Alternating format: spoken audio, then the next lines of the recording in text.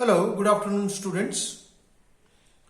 आज मैंने कल जो बात किया था, जो हमारा प्रीवियस वीडियो जो हुए थे उसमें मैंने बात किया था साइकोलॉजिकल टेस्टिंग के बारे में।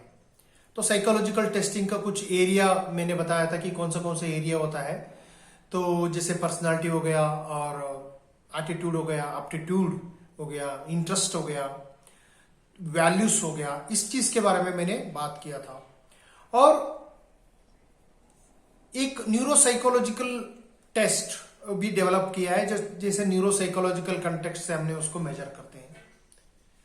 और उसके अलावा आप एरियाज को बढ़ा भी सकते हैं, कुछ ऐसा एरियाज भी है, लेकिन मैंने आज फोकस इतना किया कि जो इंपॉर्टेंट है एग्जामिनेशन पॉइंट ऑफ व्यू से, उसको मैंने आपसे डिस्कस किया था। आज हम उसी को थोड़ा सा बढ़ाते हुए हम लोग जाएंगे। हम लोग ज्यादा टेक्निकल एस्पेक्ट में नहीं जाएंगे, हम लोग बेसिक चीजें समझेंगे। देखिए क्या होता है, मैंने पहले उस दिन भी कहा था कि आइटम राइटिंग होना बहुत जरूरी है। जब हम टेस्ट को कंस्ट्रक्शन करते हैं तो आपको टेस्ट कंस्ट्रक्शन करने से सबसे पहले जो होता है आइटम राइटिंग करना होता है। जो जब तक हम आइटम राइट नहीं करेंगे तो हमारा क्या होगा कि हम टेस्ट को नहीं बना पाते हैं। आइटम्स जो होता है वो राइट करना पड़ता है। तो बेसिकली आइटम राइटिंग में कुछ चीजें हमने ध्यान रखना होता है। जैसे कि आपको पता है कि ये साइकोलॉजिकल टेस्ट है, तो आइटम्स किस क्वालिटी में होना चाहिए, आइटम का क्या क्या कैरेक्टरिस्टिक्स होना चाहिए, हमें रेस्पोंडेंट्स कौन होते हैं जिसके थ्रू आप एड्रेस कर रहे हैं। जैसे कोई एडोलेसेंस के ऊपर आप टेस्ट बना रहे हैं या ओल्ड एज के ऊपर आप टेस्ट बनाने चाह रहे हैं, पॉपुलेशन आपको कौन सा है, छोटा बच्चों के लिए है या वर्बल है, नॉन वर्बल है, ये सारे आइटम राइटिंग में पहले ध्यान देना होता है। और आपने उस चीज को, कंटेंट को मान लीजिए बना लिया, आपने आइटम को तैयार कर दिया कि मुझे ऐसा ऐसा आइटम बनाना है, तो उसके अलावा आपको क्या करना होगा, आइटम एनालिसिस भी करना होगा। आइटम तो आपने लिख लिया, तो आइटम लिखने के बाद आपको क्या करना होगा कि कौन सा आइटम कैसे है, कि किस तरीके से ये टेस्ट बनेगा। आइटम राइटिंग एक रफली एक आइडिया हो जाती है, लेकिन आइटम एनालिसिस तब होता है जब आप हर एक आइटम को चेक करने के बाद कितना आइटम डालना है, कितना आइटम्स जो है आपको सिलेक्शन करना है। वीड आउट करने के लिए कुछ आइटम्स होता है, कुछ डिफिकल्टी लेवल भी होती है, और ज्यादा डिफिकल्ट भी नहीं होना चाहिए आइटम्स, और ज्यादा इजी भी नहीं होना चाहिए। तो जनरली हम कोरिलेशन के थ्रू इसको डिफिकल्टी लेवल को हमने मेजर करते हैं, वो अलग, हम उसका अलग कंटेक्स्ट में हम बात करेंगे।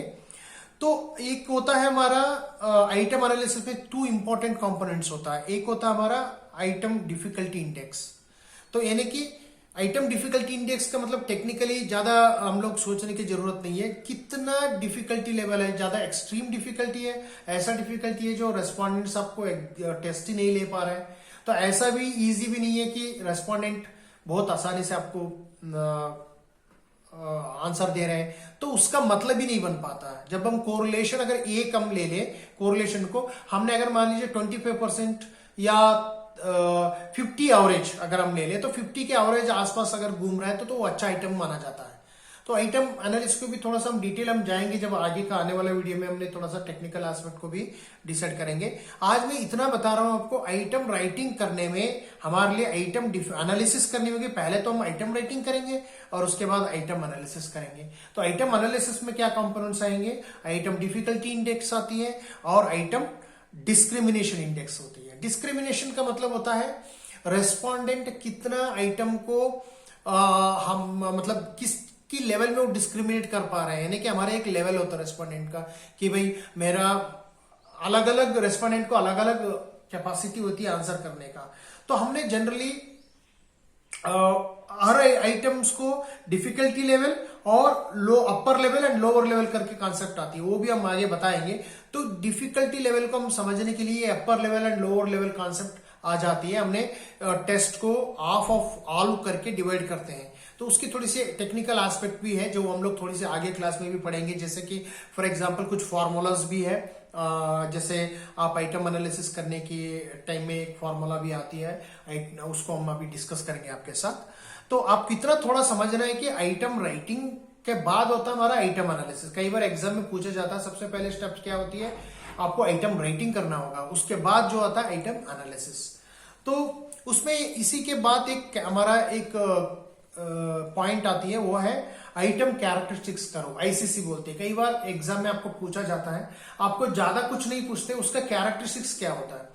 ये आइटम कैरेक्टरिस्टिक्स करो का मतलब ये होता है, ये प्रोबेबिलिटी को दिखाता है जो रेस्पोंडेंट्स का लेवल कैसे है। जो खुद ही नाम बता रहा है कि आइटम का प्रोबेबिलिटी कितनी है। ये कोई रेस्पोंडेंट होता है, उसका आइटम उन्होंने किस तरह से सिलेक्शन किया है, एक टू ऑल, उसमें हम लोग एक ग्राफ के थ्रू हम उसको विजिबल करते हैं कि आइटम लेवल कैसे कैसे, उनका डिफिकल्टी लेवल और मॉडरेट लेवल है, लो लेवल है, उस तरीके से वो इंडिकेशन करती है। सिर्फ इसके इंडिकेशन करने के लिए हमने आइटम कैरेक्टरिस्टिक्स के बारे में बताता है, कर्व के माध्यम से वो बताता है, बस उसमें ज्यादा टेक्निकल जानने की जरूरत नहीं है। अगर जरा से भी अपने देख लोगे किसी किताब में आइटम कैरेक्टरिस्टिक्स का वो बताए होते हैं, 4-5 आपको समझ रहा होगा आइटम कैरेक्टरिस्टिक्स करो क्या होती है, किसके लिए यूज होती है। वो आइटम्स को दिखाने के लिए, ग्राफिकल लेवल में आइटम्स को दिखाने के लिए यूज होते हैं। तो इतना आपको समझना बेसिक चीज। नेक्स्ट हम चलते हैं। तो अभी तक हमने बताया कि भाई टेस्ट कंस्ट्रक्शन के बारे में थोड़ा सा बताया। तो टेस्ट कंस्ट्रक्शन में हम आइटम रिलायबिलिटी के बारे में, आइटम कंस्ट्रक्शन के बारे में बताया, आइटम एनालिसिस के बारे में बताया। तो उसके बाद जो हमारा टेस्ट बनने का जो प्रोसीजर होता है आगे बढ़ जाती है। तो एक हमारा इंपॉर्टेंट है जो टेस्ट की अगर हम बात करें, जो प्रॉपर्टीज जब बात आती है तो हमारा इंपॉर्टेंट कॉन्सेप्ट आती है रिलायबिलिटी। तो हम आज थोड़ा सा रिलायबिलिटी के पहले इंट्रोडक्शन दे देंगे, आने वाले क्लास में हम क्या करेंगे उसका पूरा डिटेल हम जाएंगे कि रिलायबिलिटी क्या होती है, कैसे कैसे होती है। तो मैं आपको एक चीज बताना चाह रहा हूं कि reliable, the word coming from reliability, जो बेस है रिलायबल। तो रिलायबिलिटी का मतलब होता है रिलायबल रहना। तो कोई भी टेस्ट अगर रिलायबल है तो आप कैसे समझ सकते हो। अगर मान लीजिए अगर कोई इंसान आपको, आपके घर में अगर कोई नौकर काम कर रहा है, तो अगर उन्होंने रिलायबल है कि मतलब क्या होता है, वो हमारा मान लीजिए अगर 6 महीने वो सही काम करता है और आगे 6 महीने वो सही नहीं काम करेगा तो वो रिलायबल नहीं माना जाता। अगर मान लो 1 महीने सही काम कर रहा है और 1 महीने वो ठीक से काम नहीं करता, तो अगर 1 महीने ठीक से काम करेगा, ये कुछ दिन में वो ठीक से नहीं काम करेगा, इसको हम नहीं बोल सकते कि रिलायबल पर्सन है।